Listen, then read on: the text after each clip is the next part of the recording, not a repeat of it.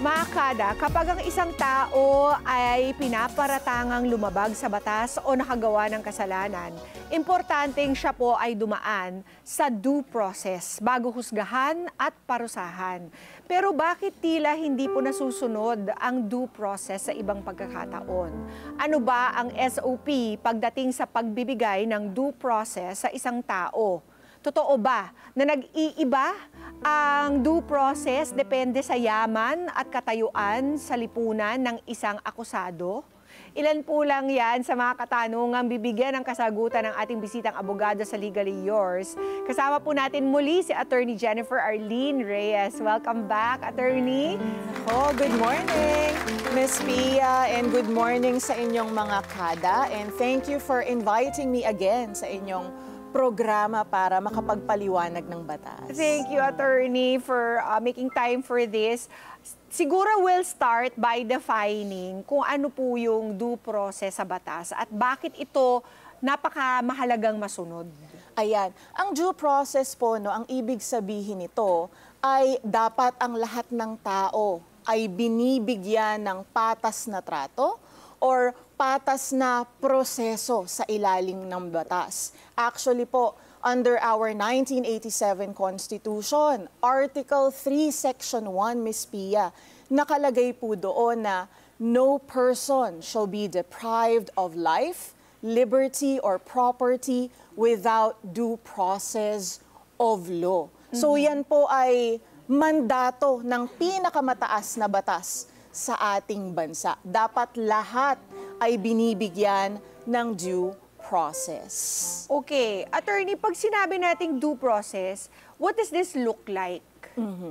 Well, may dalawang aspeto po kasi ang due process. May tinatawag tayong substantive due process at procedural due process. Okay. Kapag sinabi pong substantive due process, kailangan ang batas or ang government action ay legal or valid. Kapag sinabi naman pong procedural due process, ito po ang nag-govern na bago mo i-deprive ng kalayaan or ng property ang isang tao, dapat ay bigyan mo siya ng oportunidad na i-explain ang kanyang side at mag-present ng ebidensya para patunayan na wala siyang kasalanan. Ito po yung tinatawag sa batas na notice and hearing before you decide. Okay, so the latter one refers to getting a fair trial. Yes, tama, But the Ms. former Pia. po, yung sinasabi ninyo, dapat legal at fair. Ibig sabihin po nun, what does it look like in everyday life? Kumbaga po, for example, ang Kongreso ay nagpasa ng isang batas na hindi naman naaayon sa ating saligang batas. Yan po ay magva-violate ng tinatawag na substantive due process. Kasi po kapag substantive due process, it governs yung intrinsic na legalidad or validity ng isang batas. Okay. Pero lahat po ba ng mamamayan ay entitled to due process, Attorney? Yes, magandang tanong yan, Ms. Pia. Tandaan po natin, lahat ng tao, kahit po mga banyaga na naninirahan or temporarily nandito sa bansa natin, ay entitled sa due process. As early as the 1919 case po ng South Bell and Company versus Natividad ay sinabi na ng Korte Suprema na regardless of your race, religion, mayaman ka man or mahirap, ikaw man ay payak na mamamayan ng Pilipinas, ikaw ay dapat bigyan ng due process. And at what point can you actually expect this or demand for this to happen, Attorney? Pwede ka bang mag-cite ng mga pagkakataong pwedeng malabag ang due process? May mga, well, as a general rule, Ms. Pia, lahat talaga ng tao ay entitled sa due process. Pero minsan po kasi may mga pagkakataon na maaaring hulihin ang isang tao at subsequent opportunity to be heard ang pwedeng gawin sa kanya, pero hindi nangangahulugan na violate yung karapatan niya sa due process. A concrete example po ay, kunwari ang isang tao nahuli, caught in the act na gumagawa ng krimen. For example po ay nakita nung peace officer, sinaksak niya talaga yung isang tao sa harapan niya. Maaari siyang hulihin kahit walang warrant of arrest, pero hindi nangangahulugan nun na na-violate na yung due process niya. Huhulihin siya, pero kalaunan or after niyang mahuli, doon siya bibigyan ng karapatan na magpresenta ng ebidensya or depensa. Ayan. But only in instances of being caught in the act. Yes. But if it's not that way, kailangan talaga merong warrant of arrest. Tapos kailangan po ba nakapaloob na rin po ba dito yung tamang pagtrato kahit dun sa mga akusado? Kasi nakikita natin minsan kapag sila ay hinuhuli, pagdating nila sa police station, kinukuyog sila or dun sa kahit dun sa lugar where they were arrested. Yes. Kinukuyog sila. Is this correct? That is not correct po, no? Tandaan po natin na sa ilalim ng ating konstitusyon at ng batas, kahit po ang mga akusado or yung mga pinagbibintangan na gumawa ng krimen, may karapatan pa rin po yan at they are still entitled to due process. At kapag po kasi krimen ang pinag-uusapan natin, everyone is presumed innocent until proven guilty. So kung akusado pa lamang siya, wala pa siyang conviction galing sa korte, entitled pa rin po siya sa tamang proseso or due process. Okay. And paano po yung mga nababalitaan natin? It seems like sinasabi po ng batas, pantay-pantay dapat ang pagtrato sa lahat ng mamamayan. And yet, you see yung mga simpleng shoplifter lamang, kapag sila ay nag-a-await ng kanilang trial, sila po ay kinukulong, they are detained in our city jails, ganyan. But then if it's like, let's say, if it's a politician or somebody of influence or mayaman, nakakapili sila kung saan sila pwedeng or gusto nilang madetene. 'Di ba? Usually it's gonna be some kind of house arrest or some kind or maybe they'll contract some kind of sickness bigla and then they will demand to be hospital arrested. Tama po ba yun? Actually, mali yun, Ms. Pia, no? Na sa ating bansa, it's a sad reality na kumbaga parang may dalawang klase ng hustisya. Isang hustisya para sa mahihirap at isang klase ng hustisya para sa mayayaman.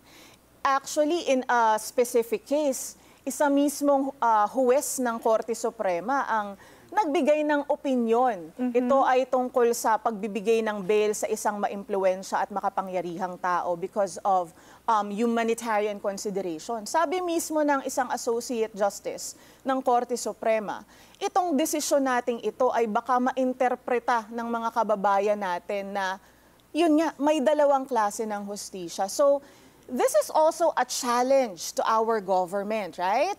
The executive, the legislative, and the judicial department na dapat po pag nagpapatupad tayo ng batas, ay kailangan walang regard as to the status or financial capacity ng isang tao. Mapamayaman man yan or mapamahirap, dapat pantay-pantay.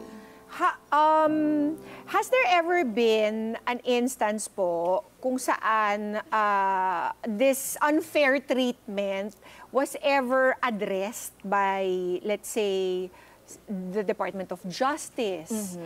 Meron na bang nagreklamong mamamayan about the unfair treatment of people who get arrested?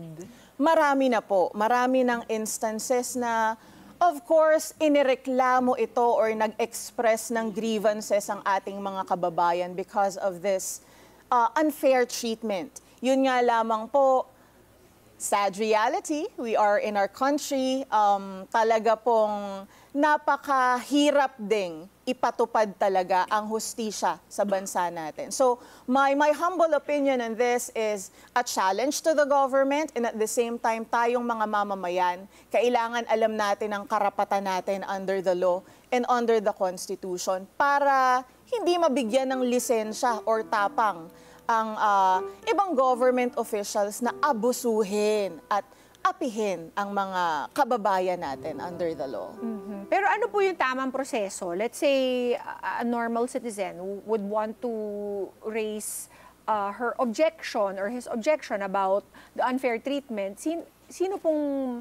Kanino po natin i-address tong grievances nating ito? Well, nakadepende po yan, Miss Pia, no? Kung ang isang particular na individual, for example, ay nakasuhan, right? Ang kanya pong, at siya ay may abogado. Of course, it is the responsibility of his or her lawyer na siguraduhin na mabigyan siya ng due process at hindi porket hindi mayaman itong akusado na ito, hindi na siya bibigyan ng tamang proseso under the law. Pwede po ba yung gawing mitigating circumstance? Let's say, naaresto ka, tapos kinuyog ka. You're not supposed to get that kind of treatment. Pwede po bang mabawasan yung penalty dahil the authorities allowed this to happen? Unfortunately, hindi po yan mitigating circumstance under the law, no? Kasi po ang mitigating circumstance, gino-govern po niyan yung mismong aksyon ng akusado. Kunwari po, siya ay at large pero nag-voluntary surrender siya. Ayan. Baka maging mitigating circumstance yun kung sakaling makonvict siya ay mabawasan ng kaunti yung kanyang sentensya. Pero the fact na kinuyog siya or... what case can that person file then? Kung siya ay kinuyog, kahit akusado siya, pwede siyang mag-file ng, for example, a criminal action for physical injuries. Kung talagang na-deform yung kanyang katawan or mukha, serious physical injuries. So pwede pa rin siyang mag-file ng krimen kung siya ay kahit akusado pa lamang, kinuyog or binugbog siya ng mga tao. How about yung mga protests about the more favorable treatment sa mga akusadong mayaman or akusadong maimpluwensya? Saan po i-address yung ganong klaseng mga reklamo? Well, we have our freedom of expression, no? We have our right to petition the government for redress of grievances. Yun nga lamang po kasi... Anong parte po ng gobyerno to? Ombudsman po ba to?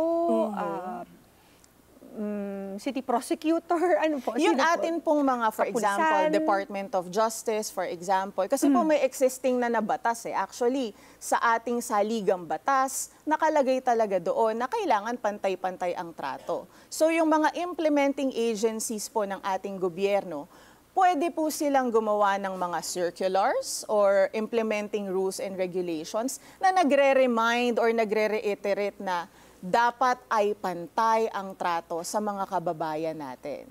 So, for example, sa Department of Justice, kailangan kung iyong dinitina or iniimbestigahan rather ang isang tao regarding sa similar crime, kung mahirap siya, kung iimbitahan mo siya, yung mayaman na akusado din, imbitahan mo din. Kailangan personal appearance yung dalawa. Hindi pwedeng magpadala na lamang ng abogado itong mayaman at maimpluwensya na ito.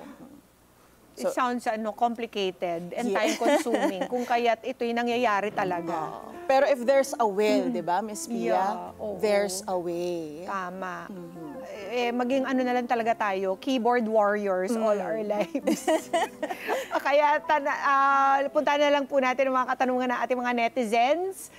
Let's watch netizen question number 1. Ako po si CJ Julio ng Montalban, Rizal. Attorney, pwede bang ituring na hindi pagsunod sa due process kung ang isang akusado ay kukulong agad kahit hindi pa na-inquest o nagkaroon ng hearing? Ayan. Yes. What can you say to that? Yes, attorney? magandang tanong yun, Miss Pia. No? So, i-continue ko yung example na binigay natin kanina. May mga pagkakataon po kasi na pwedeng arestuhin ang isang tao kahit walang warrant of arrest kung siya ay first, caught in the act na gumagawa ng krimen, nag-a-attempt na gumawa ng krimen, or actually committing a crime. Meron din naman pong pangalawang sirkumstansya, ito ay tinatawag na hot pursuit arrest. Oh, okay. Yung isa pong peace officer ay kakagawa lang ng krimen, hindi na witness personally nung peace officer or police officer, pero may personal knowledge siya ng mga facts and circumstances na nagpapatunay na baka itong taong to na aarestuhin niya ay siya probably ang gumawa ng krimen na iyon. So in those instances po, pwedeng agad-agaran na arestuhin ang isang tao. And pag po siya ay dinitena na, siya po ay dapat mag-undergo ng inquest proceeding. Ayan. And after pong ma-inquest proceeding, ang mga kinauukulan ay dapat kasuhan na siya or mag-file ng criminal complaint sa korte. Dahil kung hindi po, dapat ay palayain na itong taong ito. In what period of time? Kung walang charges against me, ako'y dinetain, when can I say, okay, if you're not gonna charge me, you have to release me? Yes, magandang tanong ulit, Miss Pia. Depende po yan dun sa krimen. Kapag po mga light offenses lamang or crimes with light penalties, 12 hours. Okay. So, within 12 hours, dapat makasuhan ka na. Kung hindi, dapat palayain ka ng mga pulis. Okay. Kung yung krimen naman po ay nag-e-entail ng correctional penalties, ang mandato po ng batas ay kailangan makasuhan ka na within 18 hours. Okay. So, same rule. Kapag lumagpas ang 18 hours, wala ka pang kaso, papalayain ka dapat. At kung ang krimen naman po ay nag-e-entail ng capital offenses, for example, or reclusion perpetua, for example, 36 hours po ang hinihingi ng batas para ikaw ay makasuhan. And while you're detained, kasama rin po ba sa due process yung mga things that you're entitled to, like a lawyer or that phone call? Is that true? Yes. Kasi sa I get movies your ko lang point. napapanood. Yes. Tama Where's yun. my phone call? Tama yun, Miss Pia. Kahit po ikaw ay nakadetena na, ikaw ay akusado pa lamang, may karapatan ka na humingi ng abogado na preferably of your own choice. Maaari kang pumili kung sino ang gusto mong kunin na abogado at pwede kanyang kausapin habang ikaw ay nasa loob ng kulungan. So the abogado is the phone call? Or any member. Iba pa yun? Yes, iba pa yun. Iba pa yun? Oo. Pwede kong tawagan muna yung asawa ko. Yes, yes. And then call my lawyer. Pwede po yun. Pwede. I can demand for that attorney. Yes. Okay, ayan na mga kada. Tandaan niyo yan. Next question, please. Hello po, magandang araw po sa inyong lahat. Ang tanong po namin dito sa New Zealand ay may time limit po ba ang due process? Lagi po kasi kaming nanonood at may sinusubaybayan po kami. At ano-ano po ang mga proseso ng paghuwisyo ng isang kaso? At anong mga time limits nito? Salamat po. At sa Pilipinas po to kasi taga New Zealand si Miss Cynthia. Yes. At salamat po sa panonood. Sa due process po, as a general rule, of course, ang lahat ng tao ay may karapatan sa speedy disposition ng kanilang mga kaso. Or kung ikaw ay akusado sa isang krimen, speedy trial. Kailangan mabilis, pero hindi naman literal na isang araw or isang buwan kailangan ng matapos. Pero hindi rin naman pwede na sobrang unjustified yung delay. Kailangan minsan ng delay, ngunit hindi naman dapat unjustified. Gaya sa bansa natin, maraming kaso dito, light offenses lamang, inaabot ng dekada. So that is unjustified delay already. And nakadepende rin sa circumstansya. Minsan, kung yung complainant mismo ang nagkokos ng delay. So, mahihirapan din yung korte na mag-decide kung yung mismong nag-aakusa or nagrereklamo, hindi siya uma-attend ng mga hearings, wala siyang ma-present na ebidensya. So, nakadepende po yan sa circumstansya ng bawat kaso. What can you do then? Kung sa tingin mo, ang tagal naman ito. Oo. magfa-file po ang inyong abogado Pwede nang dapat i-dismiss? ng motion. Yes. Pero dapat mag-file ng motion yung abogado ng akusado for the speedy trial of his or her case. Got it. Do we have time for the third question? Go ahead. Ako po si Romel Nipay ng Balete, Batangas. Ang tanong ko po ay, ang due process po ba ay para lang sa mga akusado? Paano naman po ang due process ng mga biktima? Ayan. Due process ng biktima. Oo. Well, again, lahat po ay entitled sa due process. Tama po si Sir, no? Kung may due process ang mga akusado, bigyan din dapat ng due process yung mga di umano'y biktima. What does that look like, attorney? Sa ganito pong paraan, for example, ang korte hindi niya pwedeng i-acquit yung akusado ng hindi man lamang kinokonsidera yung ebidensya na pinakita ng prosecution. Kunwari po, inacquit niya yung akusado kahit napakalaki naman ng ebidensya na ito ay guilty talaga sa krimen na iyon. Or worse, in some instances, inacquit mo yung akusado na hindi mo man lang nino-notify itong nagreklamo or yung di umano'y biktima na pinalaya mo na pala or inacquit mo na pala yung akusado. Yun. Maraming salamat sa ating mga kada na nagpadala ng kanilang mga questions from all over the world and all over the Philippines. Kaya, attorney, maraming salamat sa pagsagot ng aming mga tanong. Ang dami naming tanong. And for more tanong, saan po ba kayo pwede ma-reach? Well, for more information about me po, you can check my Facebook and TikTok account, Attorney Jen Reyes. And for my constitutional law books naman po, it's available at Rex Bookstores nationwide. Binabasa ka pala ng mga law students. Attorney Jen, maraming salamat. You are most welcome. At mga kadang, due process po ay hindi lang batas, ito po ay proteksyon na nararapat para sa lahat. Ano man ang estado sa buhay. Sa ilalim po ng saligang batas, lahat po ng mamamayan dapat pantay-pantay. Walang mahirap, walang mayaman, wala dapat nagdidikta kung saan sila gusto ma-detain. Kapag lumabag po sa batas, mahirap man o mayaman dapat ay maparusahan. Ganyan ang due process na hinihintay ng sambayanan. Let's live together.